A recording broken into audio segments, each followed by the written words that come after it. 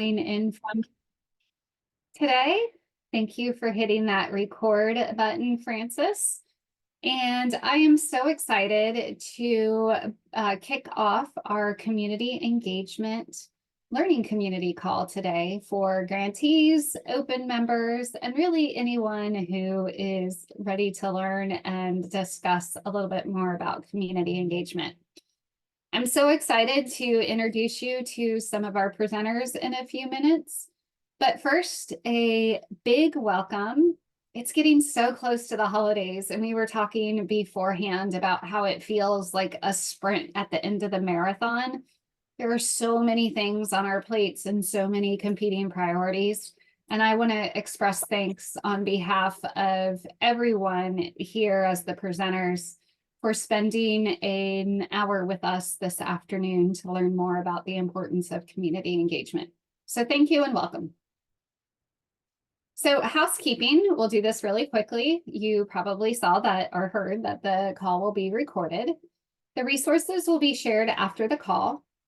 We ask that you stay on mute for the presentation portion. We will have a discussion portion towards the end. And at that point, we ask that you come off mute and you share. This community sharing learning collaborative is definitely way more successful with the more people that share their stories and experiences. We also invite you to use the chat function, especially during the presentation. If you have specific questions, that's a great way to ask those questions in real time, and we will be monitoring it and answering them to the best of our ability.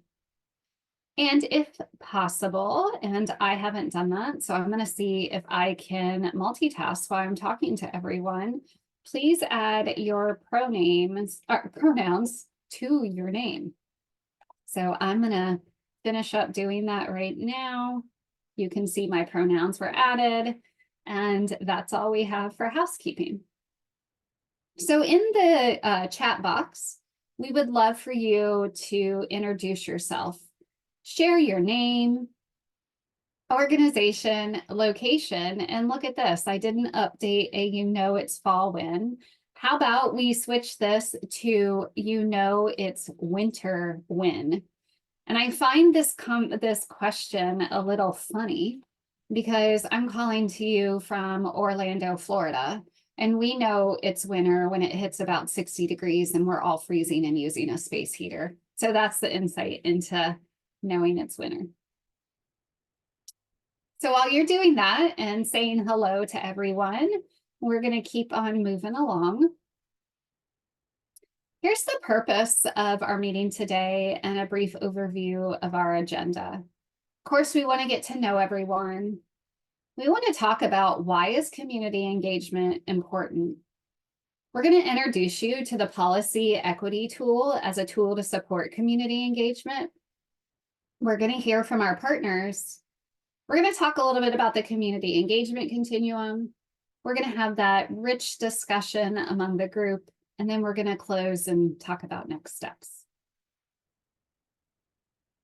So with that, the presenters for today, I'm kicking us off. I'm Melody Griffin. I'm with CareQuest Institute for Oral Health. We have Akil Reynolds with Community Catalysts, and we have Tonancine, I hope that I said that right, Juarez with Moses Weitzman Health System and Weitzman Institute. I know you're going to correct me. Please do when we get to that point.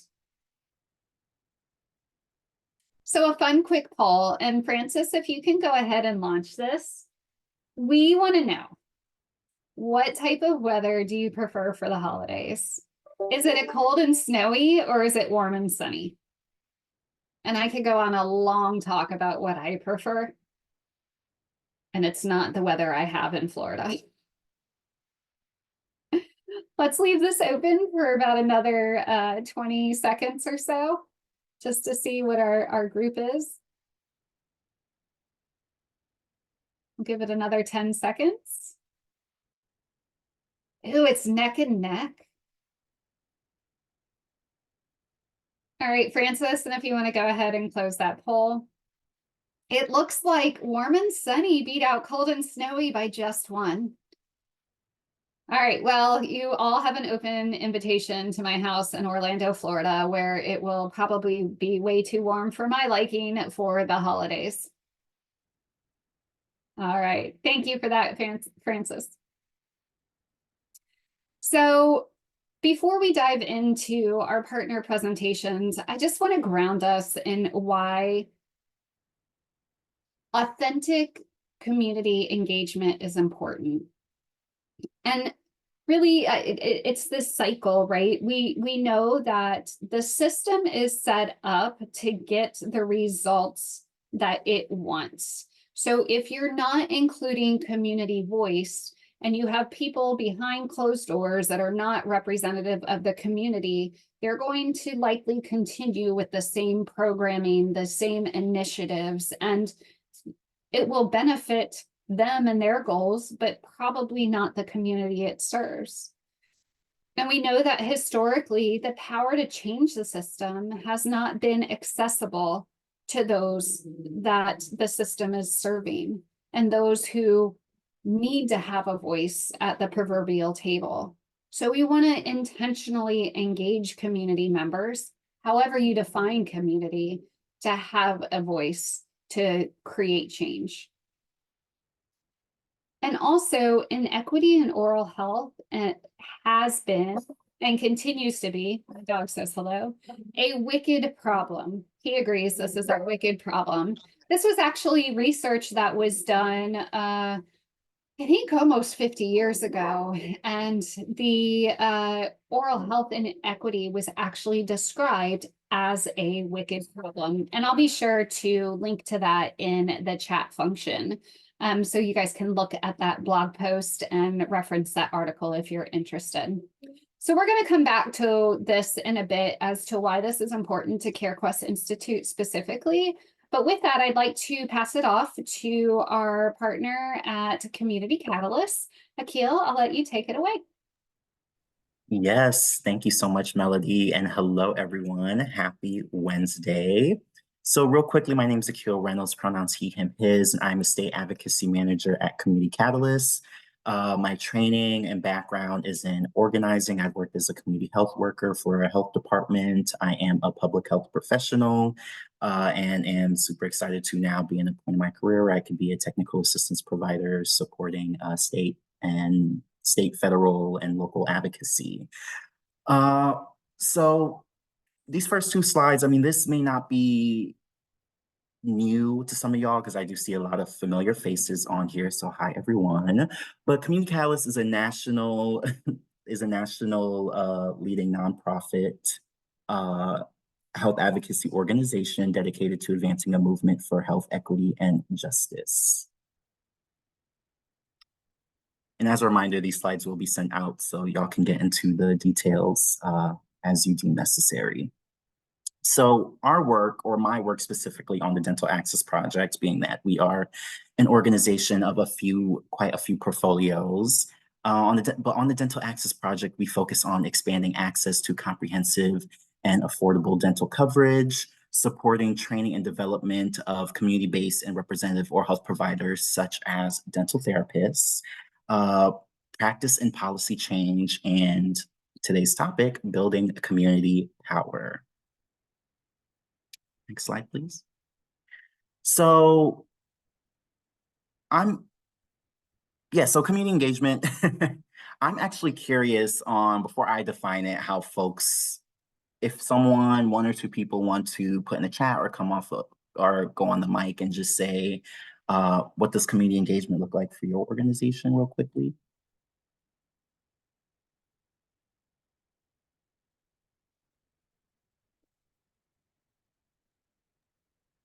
Sure, I'll go. If that's okay, if you can hear me okay. I'm the community access organizer with Nebraska Appleseed, and it's great to be here.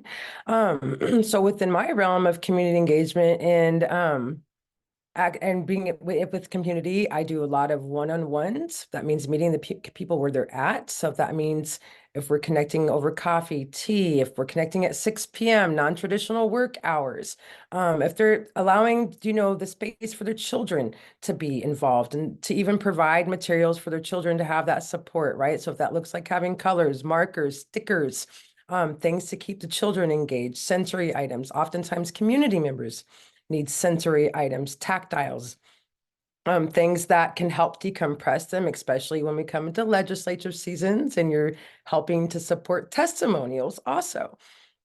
Also creating other pathways of communication and access, no matter if they're in rural community areas and you might live in a city or urban setting, right? So then what are other access opportunities that you can engage in with community members so that their voices can also be empowered and heard? Also engaging in creating a safe space that allows people to be able to talk fluidly and openly, but also allowing everybody to have that time and space to do so, and there being respect within that space. So then also creating things that, like, let's say we're on a virtual space like this, right? Creating what we consider to be a virtual etiquette and norms, and something that we can all agree with, that so then each person has their time and nobody is overstepping their boundaries or essentially othering somebody or causing any type of microaggressions, making someone feel unwell. This goes into the engagement aspect and especially grassroots aspects on how you can engage with your community members in a reciprocal manner and way, and for them to be provided that safe and opportunity space to do so. Because oftentimes we make asks, right? So in order to keep those asks in showing that reciprocal manner, how are you going to complement that? That might be finding ways to have compensation, gas mileage, time, providing a meal to meet, having those additional resources. And I'll stop right there. Thank you. That was wonderful, Freedom. Thank you so much. I'm just going to keep us moving, but I do want to pull out some important themes that I hear you speaking to, Freedom, and definitely hearing a lot of thoughtfulness in the way that you're approaching community engagement, especially from how complex this work can be. You know, it's very easy to say we're engaging the community, but the bulk of the work comes into, you know, all the different avenues and strategies that it takes to really, like you said, meet people where they're at. So just to quickly overview, it sounds like one, I know where I'm in good company, and I believe a lot of us are aligned, but how we define and operationalize it is the activities and processes of working collaboratively with and through community residents, groups, organizations, and organizations who are from, led by, and or who partner with the populations we seek to benefit. So also known as directly impacted communities, and just generally, you know, community engagement speaks to really like the level of the target level of the intervention.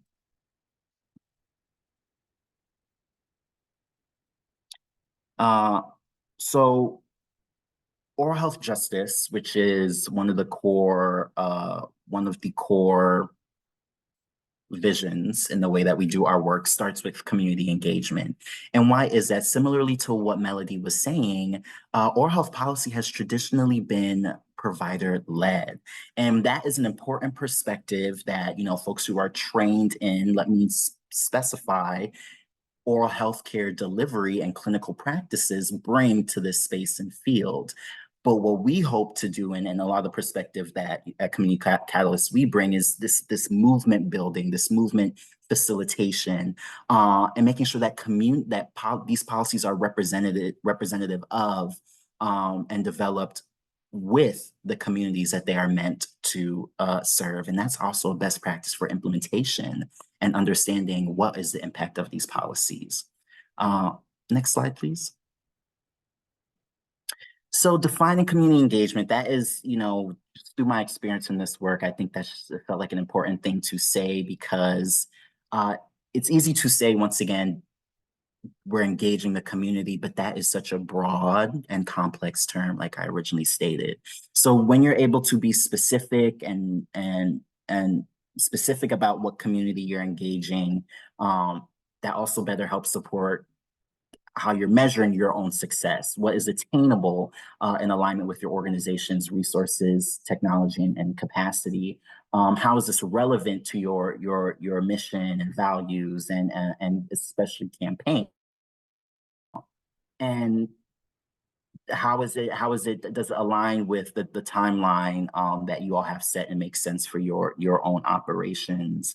So, for example, I've seen policy from community engagement to policy agenda. It really depends on the reach of the community, but I've seen that, in working with organizations take about 2 to 3 years. But that's specifically from a sample of folks who are newer to oral health advocacy and are engaging uh, uh, newly formed, newly organized, and organizing groups. Next slide, please. So community engagement nuggets, real quickly, meeting people where they're at, which is something Freedom also said is so essential to this work, because that could mean, also reference Freedom, getting coffee with people, going to uh, making sure that you are available in maybe hard to reach places because of lack of public transportation or limitations around work schedules. And also where people are at in the conversation. As folks with resources to do this work, that gives us more of a responsibility to know that everyone may not know how to operationalize social justice and the intersections right off the gate. But luckily, that's where a lot of our expertise and training can help support to understand how this movement really does serve us all. So policy equity tool, this is one of the main things I want you all to take away from today, because this tool was created in collaboration with a group of national health advocates and in partnership with the CareQuest Institute for Oral Health, because there's definitely a need for tools that are analyzing, starting the analyzing process with equity and community engagement, being that a lot of them traditionally start with political feasibility and cost. And what a lot of us may know is that political feasibility, that doesn't always align with health equity and social justice in practice. My bad. And goals of this tool is to help advocates center equity and community engagement in agenda setting and analyzing policies through these lenses, and can also serve as a communication guide within organizations, coalitions, and organizing spaces. Next slide. So this is an overview of the policy equity tool and how it's broken up. I'm going to go give a quick overview of section 3. Next slide. Yeah, so this section will help, is specifically crafted to help you more closely examine the potential equity implications of the policy you're analyzing, with particular attention to how explicitly equity is considered and any unintended consequences this policy might create. Next slide. So the goal of this section is really to help you consider the real impact of this policy, particularly on already marginalized populations, and identify how likely this policy is to move you toward the overarching oral health equity goals you've identified.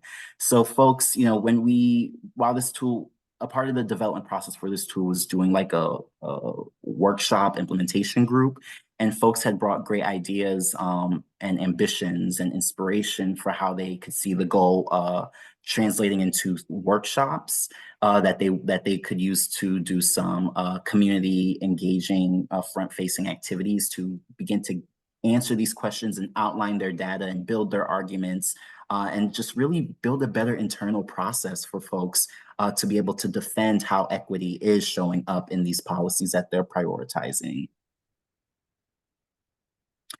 So like I said, you can use this tool in evaluating specific policy proposals. It could be a coalition accountability tool or a resource to help co-create policy goals and agendas. Annual organizational planning, which is more of an internal facing use of the tool. And then, like I said, developing a roadmap for centering community voice and understanding which questions are being left unanswered. So this is these next 2 slides are quick, just acknowledgements acknowledgements of the brain power that was involved in the development and implementation of the tool. Shout out to them. I'm not going to read all of them now, but you can see. Next slide. And one of the core things that we do on the Dental Access Project and that we love to do is technical assistance. And what does that mean? You know, it means we offer, or how we do technical assistance is we offer individual and group coaching sessions, design and facilitate learning communities, and do various local, state, and national presentations and workshops on oral health topics. So the model that we use to ground this work is through our systems of advocacy, which speaks to policy change. Effective policy change starts with strong capacities in policy analysis, campaign development, communications, grassroots organizing, resource development, and coalition and stakeholder alliances. And on this slide, there is links to the policy equity tool that I just spoke to you all about, which also let us know if you are using that, how that works for you, because we are always in the development of that. And our technical assistance menu, which gives ideas and probes on different ways that we could help support your work, because like I said, we approach this from a movement-based lens, and it takes all of us. So thank you all so much for your time, and I will hand over to Thomasine. Hi, everybody. My name is Thomasine Juarez. How did you say? I'm very happy to be here. And how did you say to be invited to present on our project? So I'm a senior health policy analyst. Before being before joining Weitzman, I've worked extensively also with community engagement, community-based programming, and research in South Texas, so right in the border with Mexico. So I have experience in border health, and I do have to say that a lot of the work that I do, even at Weitzman, does focus on, once again, like, how do we engage our community? How do we make them active participants in the projects, as they are they are at times the populations we are trying to, reach out to or improve the health of, whether it's through policy or through different initiatives. So I guess next slide. Just a little bit of background, the Moses Weitzman Health System. I'm part of the Weitzman Institute, which falls under this larger umbrella of the Moses Weitzman Health System. We are associated a lot with Community Health Center, Inc., CHC, because originally we were founded under Community Health Center, Inc., which was or is a federally qualified health center. But now we all fall under the umbrella of Moses Weitzman Health System. And just in general, I felt it was important to share our mission within the Weitzman system, which is, to promote equity, optimize health outcomes for vulnerable populations through innovative research, education, and policy. And research, education, and policy are the three arms within Weitzman. And, our core values that guide us are excellence, innovation, equity, and inclusion. And the specialties that we focus on are the social determinants of health, workforce development, and systems transformation. So that's just a little bit of background. But today I want to share about our project, which once again, I will never stop thanking CareQuest for believing in this project and giving us the funding. And basically, we wanted to address the oral health care access gaps and utilization that persist among people living with HIV and AIDS. And as we know, the research supports it, yet we wanted to hear from the people themselves, people working at the grassroots on the ground, as to what were the barriers to utilization, right? And the project center around, leveraging and amplifying the voices and lived experience of people living with HIV and AIDS across 3 deliverables that you see in our slide. So the first one was forming a representative nationwide task force. The second one, it was after forming the task force through discussions on, virtual discussions through Zoom, really diving into addressing what are the barriers, what are opportunities, also to inform, Ryan White HIV/AIDS program, which is like the safety net we can call it for healthcare services for people living with HIV and AIDS. And through those 8 meetings, 8 conversations, really diving in to that, and then using that information to develop a 3-part policy brief series, where the voices of the task force will be the ones guiding, addressing the issues, but also guiding what would be some of the solutions, right? And then the third deliverable, which is, which was, and we just hosted it 2 weeks ago, hosting a webinar to really launch the policy brief series and have a discussion, right? And serve for 2 ways. One, sharing an example of how a project could engage community members into disseminating or providing more insight as to an issue in question, which in this case was oral healthcare access for people living with HIV and AIDS.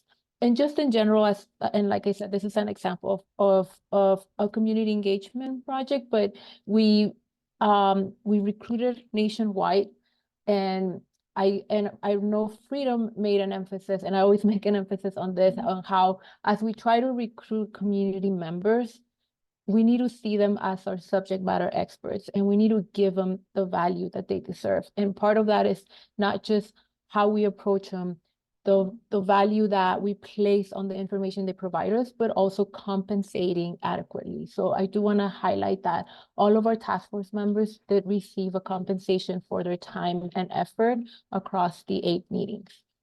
And so we recruited online. We had allocated for 11 members. We did receive over 500 applications, 523 to be exact. And so that just shows you the great interest that there was. And I do want to highlight this other second thing, that when we recruited and when we were looking over all the applications, we really focused on, we never asked anybody to disclose their status, yet in their sections and in their applications, if they disclose, obviously that was something that we used, to inform or to do preliminary list of potential task force members.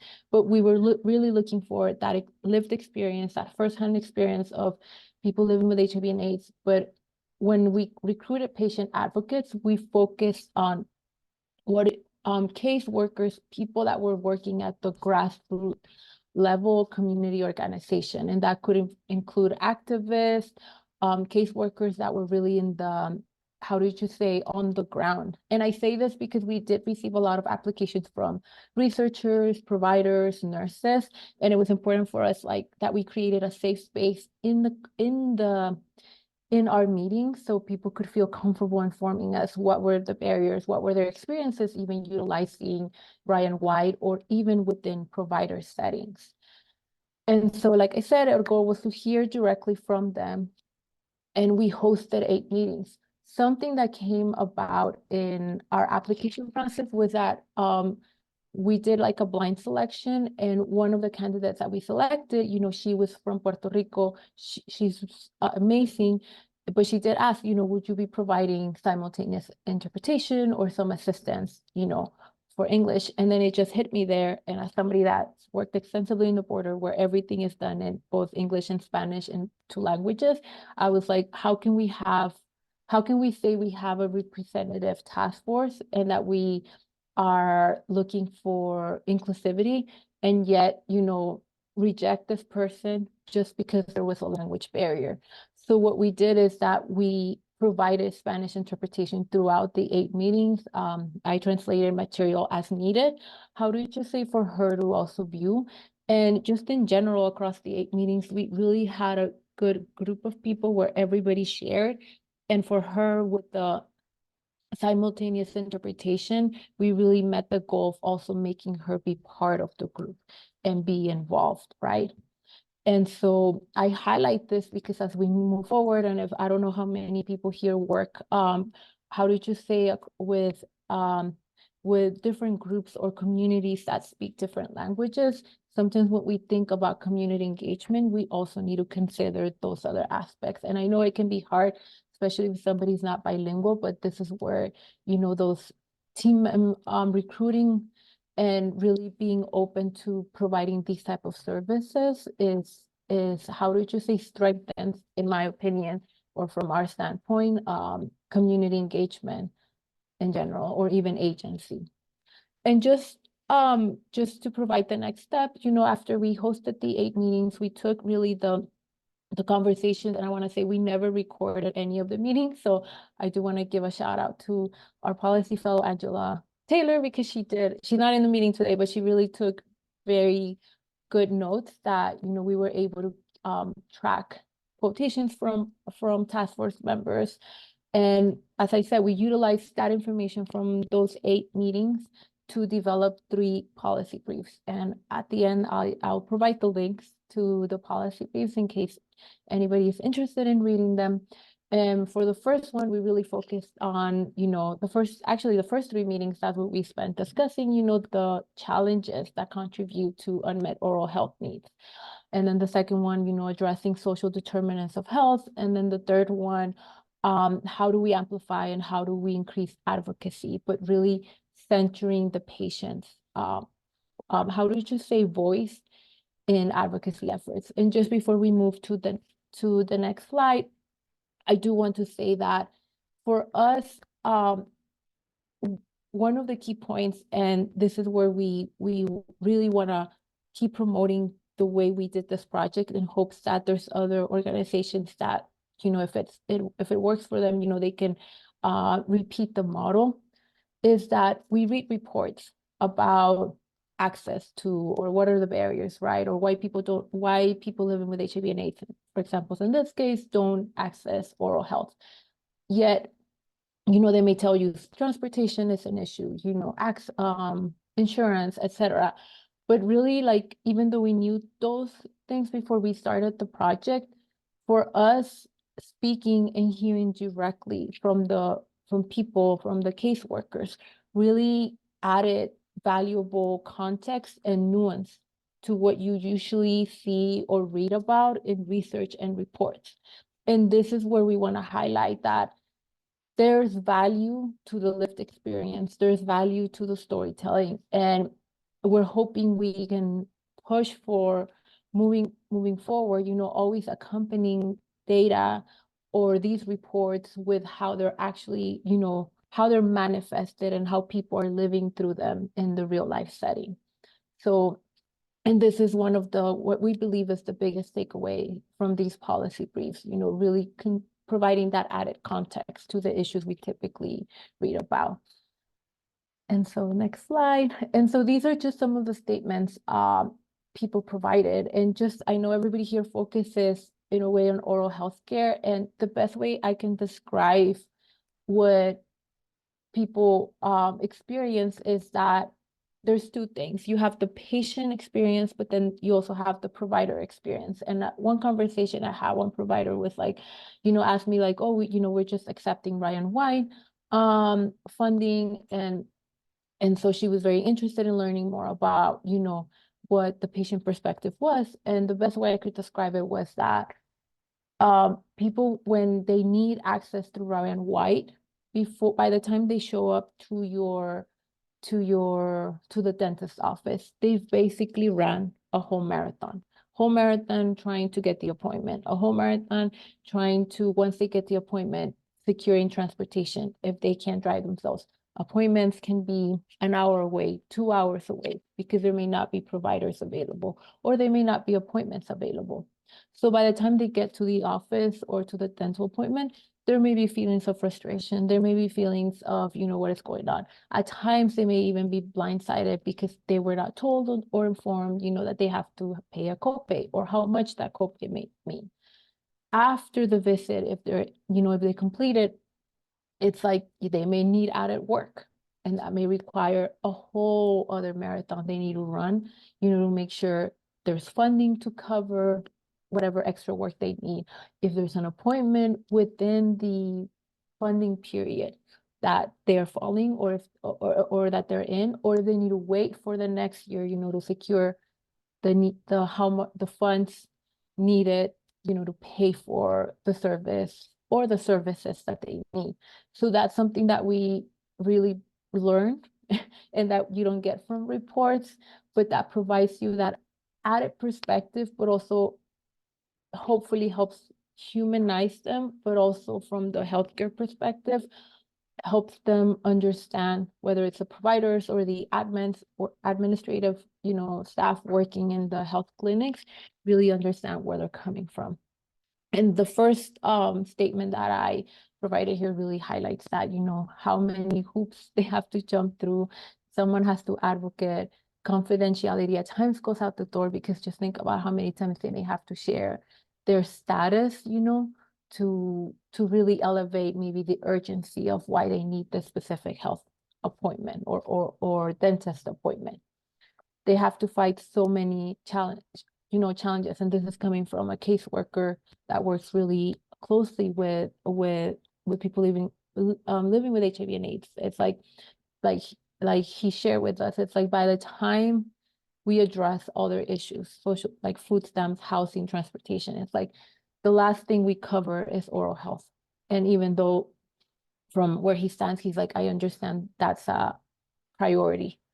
And so we can move to the next one. Yeah. But yeah, so this is just like visualizing or giving visibility to the issues that they experience. So next slide, please. And yeah, and these are just other examples. Like when it came to recruiting the nationwide task force, we try to diversify and, really focus on different states. Obviously, we only could represent 11, but, we have an experience from somebody from Louisiana saying how at times safety net systems become dental schools, right? And so they're only operated within within a certain period. And yet it's like, is it really the best thing for us, to be going to a dental school? Because then there's no continuity of treatment, right? And for somebody in the last quotation or statement, as a patient navigator, how do they advocate? Coming from the realm of advocacy within my organization, I was charged with documenting client needs for folks with HIV. We should be charged with introducing their issues at board meetings, advisory planning councils, bringing situations to people that can actually do something about them. And so that's where the three, I guess, roles come into play. You have the patient experience, the community experience, the advocate, grassroots experience, and then obviously what I always call the third part, which is the ones that can actually do something about it, or whether it's our representative, whether it's the federal government or agencies, etc. And so for our last, obviously, how did you say, indicator, we hosted the webinar. And once again, it was important for us within the webinar to have representation from the task force.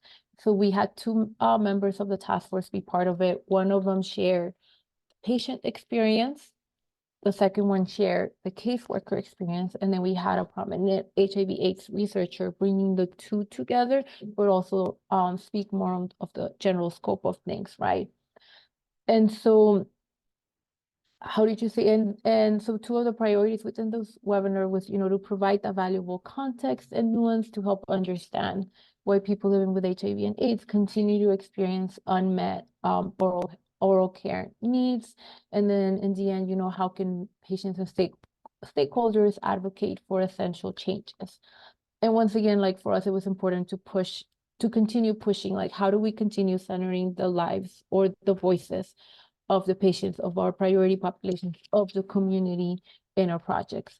How do we make equal partners with us, of us, and once again, always giving them that role that they're the subject matter experts, that we need to be compensating their work. Coming from having worked research to an extent, within border health, that was something that we could see the difference between community work and research, whereas research was more like, we need the data, yet how are they active participants? How are you hearing what they actually have to say? Is there space for feedback? How are you compensating? That was kind of non-existent at the time that I was there. Yet from the community perspective and the projects, there was more active listening from both sides. And no offense, but the community projects were far more successful in that engagement piece because of, because of that. And that's something that I learned from there. They're the subject matter experts. We should be listening. It shouldn't be the other way around, where we tell them how to do things. And I want to end with that last what is it, like statement from Cecilia Dennis, who's a task force member and who, how did you say, was a panelist representing that patient voice. And although in this, she highlights how the Ryan program has played a tremendous role in her ability to survive, her HIV diagnosis when nobody expected it. She shared in the webinar that, how did you say, how, she was diagnosed in the late 80s, and that was something that, as she said, like moving forward, now she advocates for, there's all this group of people that have survived or not expected to survive. And now they have to advocate for them, continue advocating for themselves. But yeah, then just to wrap up, yes, I have one more slide, right? And it's just in general, like, we are interested in continuing this project. We're actively looking for collaborations. We have told our task force members we will be looking for other ways to continue funding further discussions and further work that they can do and they can inform. Also using the open platform to have these discussions and continue on disseminating the policy briefs, because as we're calling them policy briefs, but once you read them, it's once again, it's the solutions come from their perspective. Their solutions come from how they see things could be improved on, right? And facilitating discussions around the briefs, but also with the task force. But yeah, but thank you so much for this opportunity and looking forward to continuing discussing. Thank you so much for that. And if anyone has questions, please enter them in the chat box. I saw some icons of people clapping while you were presenting. So I think that really speaks to the amazing work that your organization is doing. And also there was a chat about going back to watch the webinar and just how great that webinar was. So if you can put it in the chat, that would be great. If not, we'll be able to send it in the follow-up information.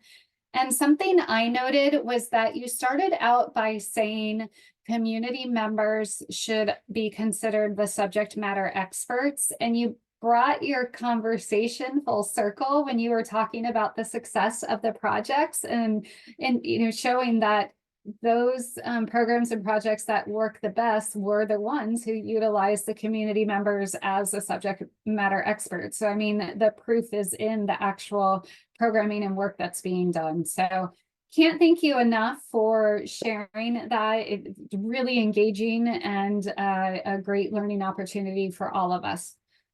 I really want to get to the sharing part of this. I think that's the most valuable piece for all of us.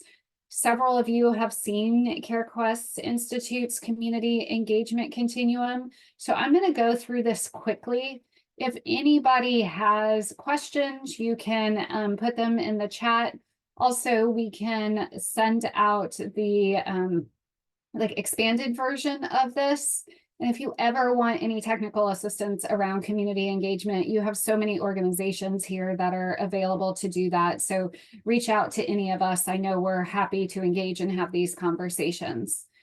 So as a national organization, I'm going to be, straightforward that CareQuest Institute is not an expert in community engagement. We look to those grassroots organizations, those organizations that are out there every day working with the communities to be the subject matter experts. But what we have is the ability to dedicate time and resources to think about the strategy and the why behind community engagement. And like Akil said in the beginning, it can be difficult to quantify community engagement. And when we're talking to many organizations, whether it's another funder, whether it's a researcher, whoever it may be, oftentimes they want hardcore data outside of the qualitative data to say how and why. And so that's why we put some time and money into developing this community engagement continuum. And you can utilize this to show where your organization is, or if you're working with another organization, where they may be, and also show growth among the continuum and in your community engagement work, and tie that to specific examples. So you'll see it's everything from community is overlooked to community it leads, Ideally, we want to be in the community lead space, and that's where they have ownership and have a voice, and they're setting policy and agenda and planning the programming. It's very interesting to have people that don't speak community engagement every day look at this and kind of determine where they are. And I know that for our organization, CareQuest Institute, those that don't touch community engagement every day, when we talk about this, they struggle with, well, how do I define community? They think about community in the traditional, this is my neighbor, this is a place, these are a group of people that I live next to.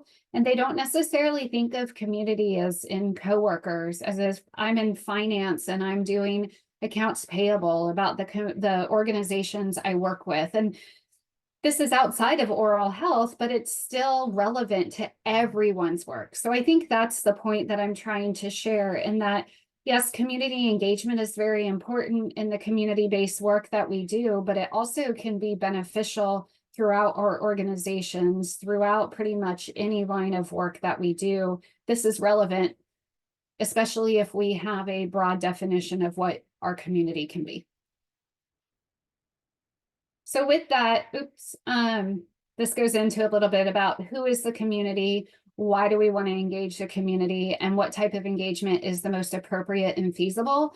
And if you're doing any sort of technical assistance around it, or trying to grow community engagement, or make the case for it, these certainly are great, like, first questions to ask. And it'll be interesting to see how the people you're talking to define community and the why around engaging the community. There's some examples of different organizations and where they may land. For time's sake, I'm going to skip past this so we can participate in a little bit of discussion. Again, these will be available to you in the resources we share out afterwards. And if you have any questions, please feel to reach out to me or any of the CareQuest Institute philanthropy team. And one thing I want to mention, this is a bit of an older slide for us, but this gives some insight into why do we care? Why do we care about community engagement? Why? How are we using it? And I want to confirm that as a funder, strategy around community engagement and plans for increasing community engagement is used to inform our grant making. And that doesn't mean that we expect every organization that we fund to be at a 6. In fact, we're looking for a mix in our portfolio of organizations that are at the beginning to, doing like at that highest level, and seeing how we can provide technical assistance and even connect grantees to help each other with community engagement. But absolutely, community engagement informs our grant making portfolio. So this is the discussion portion, and I hope that you'll come off mute or type into the chat some of the questions you have. And these are just some guidelines. I'm really interested in what everyone thinks around after these presentations that we had. What are you doing around community engagement? What's worked? What hasn't? What did you think about the specific examples given today? Is there any story you want to tell that, especially stands out to you? I loved how earlier Freedom came off mute and just gave this amazing definition and examples of community engagement, and talked about the importance of a safe place for true, authentic community engagement to take place. And that's something that really stuck with me. Thanks for the heart, Freedom. Love that. So I'll open it to the participants. And if we have a brave person that wants to go first and has any questions or things they want to share, would love to hear from the group.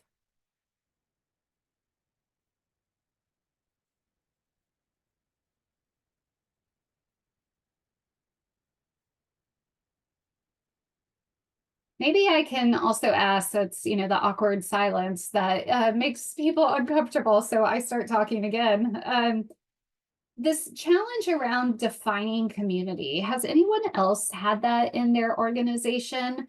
Or on the flip side, has anyone come up with a a good comprehensive way of defining community that involves everything from like your almost hyper local group that you interact with to a much broader group.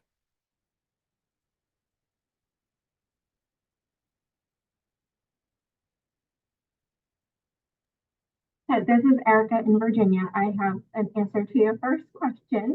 So through the funding that we have here at Virginia Health Catalyst, it's helping fund kind of a phase 2 of a teledentistry integration initiative.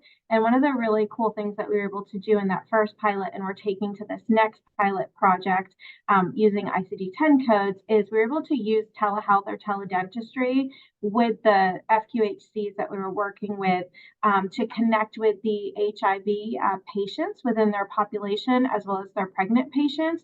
So when they came in for a medical appointment, they had a teledentistry visit, and they were given specific information from the dental assistant about why oral health was important to their specific diagnosis or some of their health issues that they might be having.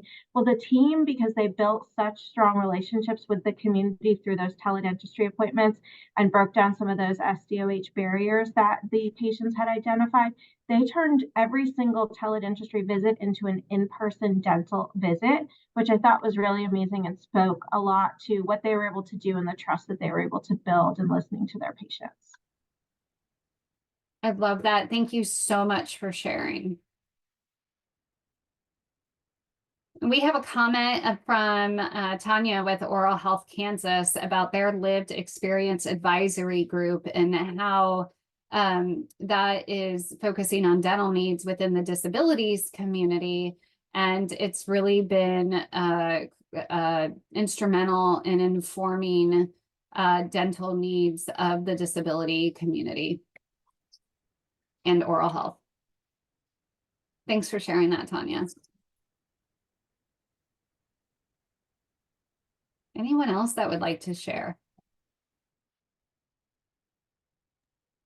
We have a couple different things that, or more than a couple, quite a few that we've been doing when it comes to facilitated discussions and community engagement. So we've done a couple of listening sessions recently, also helped to make engagement pieces, and those listening sessions were most definitely to do with oral health, but that also led to having deeper conversations and engagement pieces on other interview type questions.